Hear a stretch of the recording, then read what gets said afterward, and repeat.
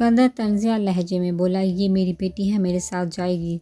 ملیحہ نے غصے سے اسکندر شاہ کا گورا، عمائزہ بالغ ہے، وہ خود فیصلہ کر سکتی ہے، اس لیے ہم یہ فیصلہ عمائزہ پر چھوڑتے ہیں۔ اسکندر کی بات پر ملیحہ بلبلا اٹھی تھی۔ وہ کسی بھی حال میں عمائزہ کو اپنے ساتھ لے جانا چاہتی تھی۔ بتاؤ عمائزہ، تم کس کے ساتھ جانا چاہتی ہو؟ اسکندر شاہ نے اسے کھینچ کر سب کے روبرو کیا۔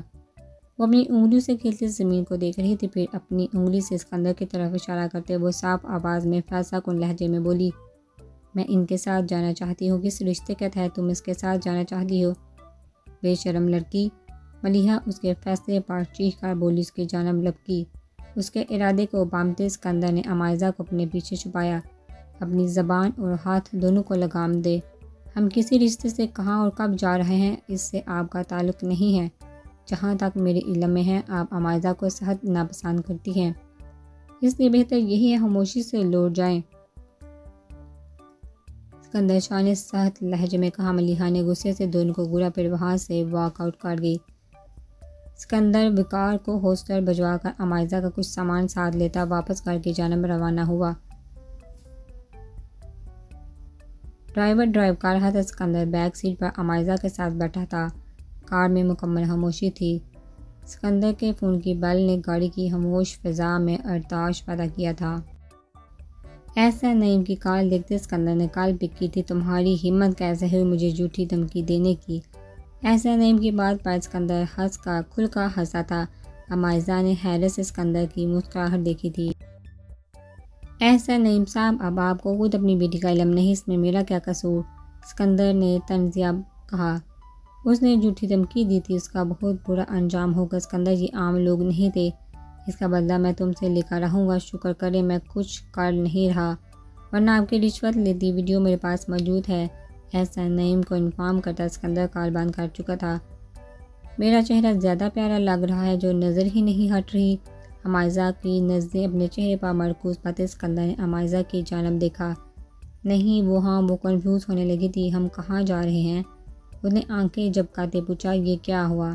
اسکندر نے اس کا بازو تھاما جہاں سرخ نشان صاف دکھائی دے رہا تھا۔ اس آدمی نے زور سے پکڑا تھا۔ مجھے درد ہو رہا ہے، عمائزہ نے نم لہجے میں کہا۔ اسکندر کے بولنے پر اسے تکلیف محسوس ہونے لگی تھی۔ رونا نہیں باربی، ہم ابھی ڈاکٹر کے پاس چلتے ہیں۔ ڈرائیور کو کلینک کی طرف جانے کا بول کر اسکندر اس کی کلائی پر ہلکی ہلکی پھونک مارتا اس کا درد کام کرنے کی کوشش کر رہا تھا۔ عمائزہ ایک بار پھر شخص کی اداؤں میں کھوئی تھی۔ وہ ہر بار کچھ نہ کچھ ایسا ضرور کرتا تھا کہ عمائزہ کی دھڑکنیں منتشر ہو جاتی تھی۔ وہ ہیلو مس اینگری عورت، اذلان دوبارہ ساتھ والوں کے گھر گیا تھا۔ ابریش کو اکیلے بیٹھے دیکھا وہ اس کے سامنے بیٹھتا بولا، آنٹی گڑبڑ نہیں ہے، جاؤ اب۔ اس نے ہاتھ کے اشارے سے اذلان کو جانے کا کہا۔ میں آنٹی سے ملنے نہیں آیا، میں آپ سے ملاقات کا شرف حاصل کرنے آیا ہوں، مجھے تم سے نہیں ملنا۔ وہ اپنا سامان اٹھا کر جانے لگی تھی۔ آئی ایم ریئلی مایوس ان یو۔ کوئی گھر آئے مہمان کے ساتھ بھی ایسا کرتا ہے؟ اذلان طنزیہ بولا۔ روز روز آتے لوگ مہمان نہیں بوجھ ہوتے ہیں۔ وہ منہ بگاڑ کر بولی، یہ آخر آپ اتنی اینگری عورت کیوں ہیں؟ بندہ تھوڑا محبت سے پیار سے نرم لہجے میں بھی بات کر لیا کرتا ہے، جب دیکھو سر پھاڑنے پر آئی ہوتی ہو۔ اینگری عورت ہوگے تم، بدتمیز انسان، توبہ توبہ، شرم کر لے، میں آپ کو عورت کہاں سے لگ رہا ہوں؟ یہ جس طرح ہر روز آ کر تم آنٹی کو محلے والی آنٹیوں کی طرح گڑ گڑ کی خبریں دیتے ہو، اس سے یہی ثابت ہوتا ہے کہ تم خالصتاً عورت ہو۔ ابریش اب اسے تنگ کر رہی تھی۔ اس کی بات پر شرمندگی سے سر پڑتے اذلان نے ٹیبل پر پڑا اورنج جوس کا گلاس ابریش پر پھینکا تھا۔ اذلان کے بچے، وہ غصے سے چیخی، میں ابھی خود بچہ ہوں، میرے بچے کے چانسز ابھی کم ہیں۔ آپ سنائیں آپ کے بچے کہاں ہیں؟ اذلان اس کے پھٹ جانے کے ڈر سے بھاگ گیا تھا، مگر وہ ساکت ہو گئی تھی۔ کہاں سے آ رہی ہو؟ آندھی طوفان بنے؟ اذلان کو گرتے تیزی سے اندر داخل ہوتے دیکھا گاڑی سے نکل اسکندر نے پوچھا، بھائی وہ اینگری عورت سے ملنے گیا تھا، کس سے؟ اسکندر نے دوبارہ پوچھا۔ وہ بھائی آنٹی، وہ نئی پڑوسن آئی ہے ہمارے، ان سے مل کر آیا ہوں۔ اذلان کے بتانے پر اسکندر نے سر جھٹکا۔ دوسری جانب جاتے اس نے عمائزہ کو گاڑی سے باہر نکالا۔ بھائی آپ کو میری قسم کہہ دیں، آپ نے بھی میرے بغیر شادی نہیں کی۔ وہ اسکندر کے ساتھ کھڑی لڑکی کو دیکھتا ڈرامائی انداز میں بولا، زیادہ ڈرامے مت کرو، یہ کچھ دنوں کے لیے ہمارے ساتھ رہنے آئی ہیں، اس کے بعد چلی جائیں گی۔ اسکندر اسکندر کے بولنے پر عمائزہ کی نظریں بے ساختہ اس کے چہرے پر گئی تھی۔ اذلان نے اپنے ہونٹوں کو گول کرتے عمائزہ کو سر تا پیر دکھا۔ اذلان شاہ، اپنی نظریں فوراً ہٹا لو ورنہ تمہاری آنکھیں نکال دوں گا۔ اسکندر شاہ کے غصے سے بولنے پر اذلان نے فوراً نظریں جھکا لی تھی۔ ویسے آپ بہت پیاری ہیں، نام کیا ہے آپ کا؟ اذلان کی تعریف کرنے پر عمائزہ سے پر اسکندر یہ دیکھتا مزید جل اٹھا۔ اذلان کے منہ سے عمائزہ کی تعریف سنتے اسکندر کے کانوں سے دعا نکالنے لگا تھا۔ اس کا نام عمائزہ ہے، اب جاؤ جا کر اپنا کام کرو۔ اسکندر نے اس سے جانے کا کہا۔ اذلان اس کے حلیے سے لطف اندوز ہو رہا تھا، اس لیے بنا اسکندر کی بات پر دھیان دیے وہ عمائزہ سے دوبارہ نام پوچھنے لگا تھا۔ عمائزہ نے دھیمی آواز میں اپنا نام بتایا تھا۔ بھائی، ان کے چہرے کی طرح ان کا نام بھی بےحد خوبصورت ہے۔ اذلان نے مزید جلایا۔ اسکندر نے دانت پیس کر اس چھوٹے پیکر کو دیکھا جو آج اسے تپانے کا فل پلان بنائے کھڑا تھا۔ میں سوچ رہا ہوں کیوں نہ ہم ہنی مون پر چلے۔ میرال بیڈ پر آنکھیں بند کیے لیٹی ہوئی تھی۔ میر کی بات سے جھٹکے سے اس کی آنکھیں کھل گئی تھی۔ مجھے کہیں نہیں جانا، وہ مضبوط لہجے میں گویا ہوئی۔ کیوں نہیں جانا؟ بیوی کے بغیر میں ہنی مون کیسے مناؤں گا؟ وہ میرال کو زج کرتا اس کے قریب آنے لگا تھا۔ میرال اس کے قدموں کی آہٹ سنتی ڈر گئی تھی۔ یہ شخص اسے ایک پل بھی سکون سے جینے نہیں دیتا تھا۔ تمہارا چہرہ بہت پیارا ہے، وہ سرگوشی میں میرال کے کان کے قریب جھک کر بولتا، اس کی سانسیں سینے میں اٹکا گیا تھا۔ بالکل ظہیر شاہ جیسا، میرا دل کرتا ہے تمہارا چہرہ بگاڑ دوں۔ پل پل تمہیں دیکھتے ظہیر شاہ کی یاد آتی ہے مجھے۔ اس کے بالوں کو مٹھی میں دبوچتے امیر نے اس کا چہرہ اوپر کیا تھا۔ سر میں تکلیف محسوس کرتی وہ سسکنے لگی تھی۔ مجھے مار کیوں نہیں دیتے؟ یہ کھوکھلی باتیں کر کے آپ ثابت کیا کرنا چاہتے ہیں؟ وہ آج پہلی بار بول اٹھی تھی۔ میں یہ ثابت کرنا چاہتا ہوں مجھے تم سے شدید نفرت ہے۔ سنا تم نے؟ اس کے بالوں پر گرفت مضبوط کرتا وہ دوڑا۔ مجھ سے زیادہ یہ آپ خود کو بتاتے ہیں۔ میرال آنسو حلق میں اتارتی گویا ہوئے۔ اس کی باتیں میر کو ترس لانے لگی تھی۔ اس کے بال چھوٹے میر نے اس کا گلا دبوچا تھا۔ زیادہ زبان نہیں چل رہی تمہاری؟ اس کے گلے پر گرفت مضبوط کرتا میر اس کے کان کے قریب جھکا بولا۔ سوری، چھوڑ دے مجھے۔ وہ بند ہوتے سانس سے بامشکل بولی۔ ٹھک ٹھک کمرے کے دروازے پر ناک ہونے پر میر نے اسے جھٹکے سے بیڈ پر دھکا دیا تھا۔ حلیہ درست کرو اپنا۔ اسے کھینچ کر سانس لیتے دیکھ کر وہ اس کا چہرہ دیکھتے نظریں پھر گیا تھا۔ سر سکندر سر آپ کو باہر بلا رہے ہیں۔ میرال میڈم کے ساتھ باہر سے ملازمت کی بات سنتے میر نے اسے جانے کا حکم دیتے میرال کو بازو سے پکڑ کر کھڑا کیا تھا۔ ایک بھی لفظ تم بائی کے سامنے میرے خلاف بولی تو تمہاری جان لے لوں گا۔ اس کے سرخ گلے کے گرد دوپٹہ ڈالے اس نے میرال کا گال تھپ تھپایا۔ نڈال تھی میرال، خاموش رہی تھی۔ کچھ پوچھا ہے تم سے؟ گونگی نہیں ہو؟ میر کے زور سے بولنے پر اس نے دھیرے سے سر ہلا کر ہاں میں جواب دیا تھا۔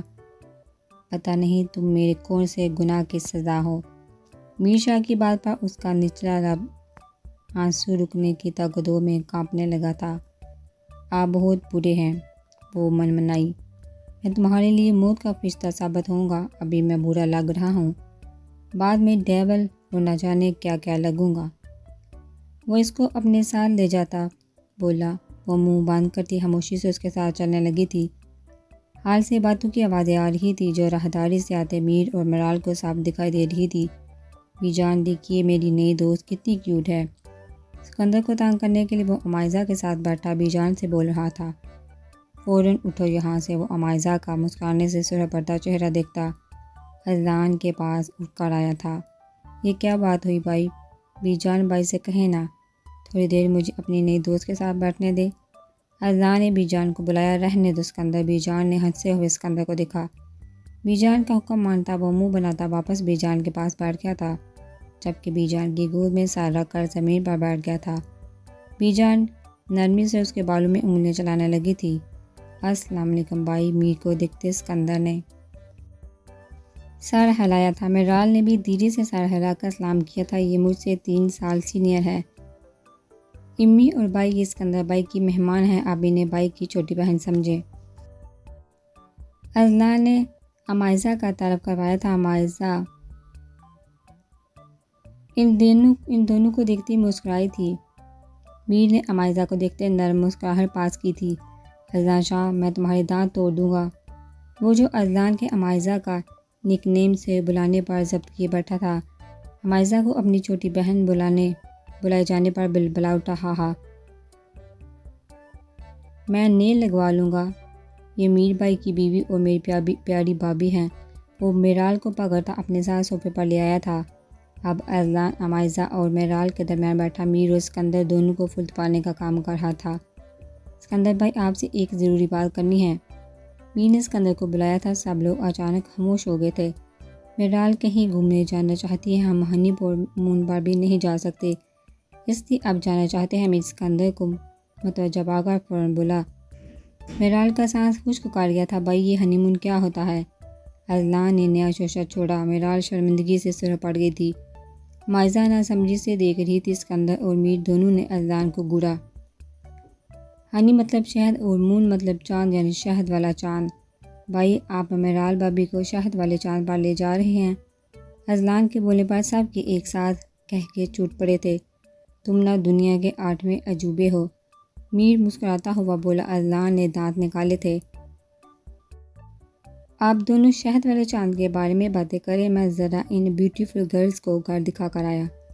اذلان دونوں کو پکڑ کر کھڑا کر چکا تھا۔ اذلان، عمائزہ کو میرے ساتھ والے کمرے میں چھوڑ دینا، اب سے وہی اس کا کمرہ ہوگا۔ اسکندر شاہ کی بات پر اس کی زبان پر دوبارہ کھجلی ہوئی، مگر اسکندر شاہ کو گھور کر وہ منہ بند کرتا ان دونوں کو لے کر چلا گیا تھا۔ یہ گھر ڈبل سٹوری پر مشتمل تھا۔ گراؤنڈ فلور پر بی جان، میر اور اذلان کا روم تھا، جبکہ اوپر والا پورا پورشن اسکندر شاہ کا تھا۔ وہاں کم ہی کوئی جاتا تھا۔ سارا دن اسکندر گھر نہیں ہوتا تھا، اس لیے ماں سوائے کام والیوں کے وہاں کوئی نہیں جاتا تھا۔ اسکندر کے فلور پر 3 کمرے، ایک لاؤنج کے ساتھ ایک کچن شامل تھا۔ پورا گھر نفاست سے سجایا گیا تھا۔ میں نماز پڑھنے جا رہی ہوں، تم دونوں باتیں کرو۔ بی جان انہیں اکیلا چھوڑ کر چلی گئی تھی۔ میرال یہ چاہتی ہے یا تم چاہتے ہو؟ میر، اسکندر شاہ نے گہری نظروں سے میر شاہ کے تاثرات دیکھی۔ ہم دونوں چاہتے ہیں بھائی، وہ ہلکا سا مسکرا کر بولا۔ میر، یہ مت سوچنا مجھے کسی بات کا علم نہیں، تمہاری کوئی بھی حرکت میری نظروں سے چھپی نہیں ہے۔ اسکندر شاہ کی باتیں سنتا وہ گڑبڑا گیا تھا۔ بھائی میر، میں نے تمہاری پرورش کی ہے، مجھے شرمندہ مت کرنا۔ عورت ایک نازک شیشے کی طرح ہے، ایک بار اگر تم نے اسے توڑ دیا تو دوبارہ اسے جوڑنا تمہارے لیے ناممکن ہو جائے گا۔ میر کی بات کرتا اسکندر سنجیدگی سے گویا ہوا، وہ معصوم ہے، اس کے باپ کی سزا اسے مت دینا، ابھی وقت ہے، سنبھل جاؤ ورنہ مجھے سدھارنا آتا ہے، اگر میں تمہیں ٹھیک کرنے پہ آ گیا تمہارے لیے اچھا نہیں ہوگا۔ اسکندر کی نرم لہجے میں کہی گئی بات نے میر کو بہت کچھ سمجھا دیا تھا۔ میں آپ کو کبھی شرمندہ نہیں کروں گا بھائی، سانس خارج کرتا وہ مسکرا کر بولا۔ اسکندر شاہ بھی اس کے سر پر ہاتھ پھیرتا مسکرایا تھا۔ بچے ہو تم میرے، اذلان اور تم میں میری جان بستی ہے، اس کو ساتھ لگاتے اسکندر پھٹتے جذبات سے بولا۔ میر شاہ اس کے پیار پر کھل کر مسکرایا تھا۔ خود کو باپ سمجھ کر تم دونوں کو ڈانٹتا ہوں، اس لیے اپنے بھائی سے کبھی بدظن مت ہونا، ایسا سوچیے گا بھی مت بھائی، ہم آپ سے کبھی بدظن نہیں ہوں گے۔ اسکندر کا ہاتھ تھامتے وہ فوراً بول اٹھا تھا۔ میرال اگر راضی ہے تو جہاں گھومنے جانا چاہتے ہو چلے جاؤ۔ اسکندر کی بات پر اس نے جھٹ سے سر ہلایا تھا۔ مام، کیا ہوا، اتنی پریشان کیوں لگ رہی ہیں؟ ملیحہ کو چکر کرتے دیکھ کر دل نشین نے پوچھا۔ وہ عمائزہ کی سوتیلی بہن تھی۔ ملیحہ عمائزہ کی سوتیلی ماں ہے۔ دل نشین عمائزہ سے 2 سال بڑی تھی۔ شہباز کا پیغام ملا تھا عمائزہ کو گھر لانے کا، مگر اسے بیرسٹر اسکندر شاہ اپنے ساتھ لے گیا ہے۔ اگر یہ خبر شہباز تک پہنچ گئی وہ مجھے زندہ نہیں چھوڑے گا، تم جانتی ہو اپنے باپ کو، اس کی جان عمائزہ میں ہے۔ اگر اسے یہ علم ہو گیا وہ اسکندر شاہ کے ساتھ ہے، وہ بہت برا حشر کرے گا۔ ملیحہ پریشانی سے اپنے کمرے میں چکر کرتے ہوئے بولی۔ آپ ٹینشن کیوں لے رہی ہیں، ڈیڈ جیل میں ہیں، وہ کچھ نہیں کر پائیں گے، چل کریں آپ، دل نشین نے لاپرواہ انداز میں کہا۔ کیا چل کر، اس بندے نے 100 جاسوس باہر چھوڑے ہوئے ہیں، ابھی تک اسے خبر بھی پہنچ گئی ہوگی۔ ملیحہ کا خوف سے چہرہ سفید پڑنے لگا تھا۔ اوف مام، اب بس کریں، اتنے بھی برے ڈیڈ نہیں جتنا آپ سمجھ رہی ہیں، تم نے اپنے باپ کا اصل چہرہ نہیں دیکھا ورنہ ایسے نہ کہتی۔ ملیحہ من میں بولی تھی۔ یہ سب چھوڑو، تم بتاؤ کیا کام تھا؟ ملیحہ نے اسے پوچھا۔ ماں، مجھے پیسے چاہیے تھے شاپنگ پر جانے کے لیے۔ دل نشین جلدی سے بولی، پیسے دھیان سے خرچ کرو، تمہارے باپ کا اکاؤنٹ سیل ہو چکا ہے، یہ جانتی ہو نا؟ اپنا موبائل کھولتے ملیحہ نے کچھ رقم آن لائن اس کے اکاؤنٹ میں ٹرانسفر کی تھی۔ اوکے مام جانی، ملیحہ کے گال پر بوسہ دیتی وہ چلی گئی تھی۔ مبارک ہو، مسز میرال شاہ، ہنی مون پر جانے کی اجازت مل گئی ہے۔ وہ لوگ ڈنر کرتے واپس کمرے میں آئے تھے جب میر نے اسے گھماتے ہوئے سرخ لہجے میں کہا، شوخ لہجے میں کہا، میرال کی ہوائیاں اڑ گئی تھی، میں کہیں نہیں جاؤں گی۔ وہ تڑہ کر بولی، تو میرے ساتھ کہیں تو کیا جہنم تک جاؤ گی؟ میر شاہ نے اس کے پیٹ کے گرد بازو باندھے، اس کی کمر کو سینے سے لگاتے میر نے اس کے کندھے پر تھوڑے ٹھکاتے اس کے کان میں پھونک ماری تھی۔ میرال اس اچانک حملے پر گھبرا گئی تھی۔ آپ کیا کر رہے ہیں؟ پیچھے ہٹیے، وہ کانپتی آواز میں بولی۔ دل کی دھڑکن 200 کی سپیڈ سے چل رہی تھی۔ اپنی بیوی کے ساتھ پیار بھرے لمحات گزارنے کی کوشش کر رہا ہوں۔ میر نے اس کے گال پر ہونٹ رکھے تھے۔ میرال کپکپانے لگی تھی، جیسے مرغی کو ذبح کرنے سے پہلے خوب کھلایا پلایا جاتا ہے، ویسے ہی تمہیں پہاڑ کی چوٹی سے پھینکنے کے لیے میں تیاری کر رہا ہوں۔ میر نے مسکراہٹ دباتے میرال کا رنگ اڑا دیا۔ پلیز مجھے نہیں جانا۔ وہ میر کا حصار کمزور ہونے پر فوراً اس کی گرفت سے مچل کر نکل گئی تھی۔ تمہیں بیگ میں بند کر کے لے جاؤں گا، اس سے بہتر ہے تم چپ چاپ خود چل پڑو۔ میر نے اس کے دمکی دی، میں اسکندر بھائی کو بتاؤں گی مجھے آپ کے ساتھ نہیں جانا۔ وہ اندازے سے قدم بڑھ کی جانب بڑھانے لگی تھی، یہ بھی غنیمت تھی میر شاہ نے اس دن کے بعد دوبارہ اسے زمین پر سونے کا نہیں کہا تھا، بلکہ خود وہ خاموشی سے جا کر اذلان کے کمرے میں سو جایا کرتا تھا۔ اذلان کو بھی اچھی خاصی رقم دیتے اس نے منہ بند کروایا تھا، مگر کل اذلان نے اسے صاف صاف بتا دیا تھا اب وہ اکیلا سویا کرے گا، اس لیے آج اس نے بھی پہلی بار میرال کے ساتھ بیڈ پر سونا تھا۔ خبردار جو تم میری طرف آئی ورنہ زمین پر سوگی، میر نے اپنے اور میرال کے درمیان تکیے رکھتے سخت لہجے میں وارن کیا تھا۔ میرال ایک سائڈ پر ہوتی سکڑ کر لیٹ گئی تھی۔ اس جائیداد کی طرف جانے سے بہتر وہ بیڈ کے کنارے پر لیٹنا زیادہ پسند کر رہی تھی۔ میر کو اپنی طرف کھسکتے محسوس کر کے وہ مزید کنارے پر ہوئی تھی۔ وہ سو چکا تھا مگر میرال کو نیند نہیں آ رہی تھی۔ میرال کو درمیان سے تکیے اٹھا کر سائڈ پر پھینکنے دیکھ کر وہ مزید کھسکی، مگر اس بار وہ سیدھا زمین بوس ہوئی تھی۔ آلو کاٹتے اس کے فرائض بناتا اسکندر شاہ عمائزہ کو گنگناتے ہوئے سن رہا تھا۔ میرا دل کرتا ہے میں ڈھیر ساری فرائض کھاؤں، اسکندر کے چپس بنا کر دینے پر وہ کھاتے ہوئے بولی۔ اسکندر کو صرف چند ایک چیزیں ہی بنانی آتی تھی جو وہ اکثر اپنے لیے بھی بنا لیتا تھا۔ اسکندر نے عمائزہ کی بات پر بڑی پلیٹ کو دیکھا جو وہ 5 منٹ میں تقریباً خالی کر چکی تھی۔ اسکندر نے عجیب نظر سے اس کا نازک سراپا دیکھا، جس سپیڈ سے وہ کھا رہی تھی اسے موٹا ہونا چاہیے تھا، مگر وہ تو سلم سمارٹ سی تھی، لگتا ہی نہیں تھا وہ اتنی سپیڈ سے کھاتی ہوگی۔ تھینک یو سو مچ شاہ جی۔ عمائزہ کا شاہ جی بولنے پر اسکندر نے مسکرا کر اسے دیکھا تھا۔ یہ نام اسکندر کو بے حد پسند آیا تھا، اس نام سے کبھی کسی نے اسے نہیں پکارا تھا۔ جاؤ سو جاؤ، کافی دیر ہو گئی ہے، آئندہ کے بعد میں ملازمہ سے تمہارے لیے کھانا بنوا کر فریج میں رکھ دیا کروں گا تاکہ تمہیں کوئی مشکل نہ ہو۔ اسکندر شاہ کی فکر پر وہ مسکرا اٹھی تھی۔ اسکندر شاہ نے اس کے دل کی دنیا میں ایسی اتھل پتھل مچائی تھی کہ وہ نازک لڑکی ہر وقت اس کے آس پاس ہی رہنا چاہتی تھی۔